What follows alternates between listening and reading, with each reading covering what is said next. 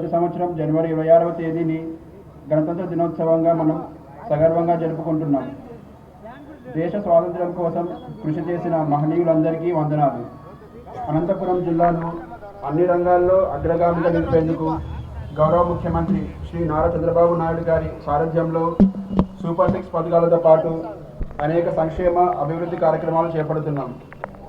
ఈ 77వ గణతంత్ర దినోత్సవ సంతోష సమయాన మన జిల్లాను అన్ని రంగాల్లో ముందంజలో ఉంచడానికి అందరూ గౌరవ ప్రజాప్రతినిధులు, జిల్లా అధికారులు సమన్వయంతో కృషి చేస్తూ జిల్లా ప్రగతిని మీ ముందు ఉంచడానికి సంతోషిస్తున్నాను.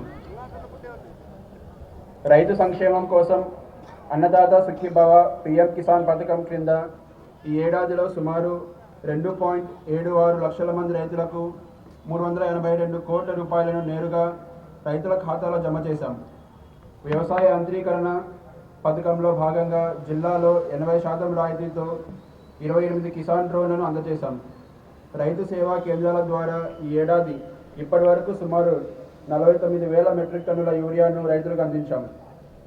ఉద్యానవన పంటల సాగులో మన జిల్లా రాష్ట్రంలోనే ప్రథమ స్థానంలో ఉందని తెలుపడానికి సంతోషిస్తున్నాను. దీనిని మరింత ప్రోత్సహించేందుకు గాను సమగ్ర ఉద్యాన అభివృద్ధి మిషన్ ద్వారా 3,847 మంది రైతులకు 8,46,00,000 రూపాయల లబ్ధి చేకూర్చాం. National mission for edible oils పథకం ద్వారా జిల్లాలో 282 మంది రైతులు 353 హెక్టార్లలో ఆయిల్ పామ్ సాగు చేయగా వాటి 78 లక్షల రూపాయల సబ్సిడీ అందజేశాం.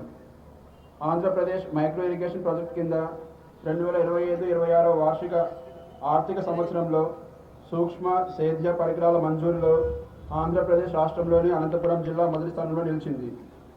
జిల్లాలో 18,000 హెక్టార్ల లక్ష్యానికి గాను సుమారు 15,240 హెక్టార్లలో 11,682 మంది రైతులకు సూక్ష్మ సేద్య పరికరములు అందజేసేందుకు చర్యలు తీసుకున్నాం.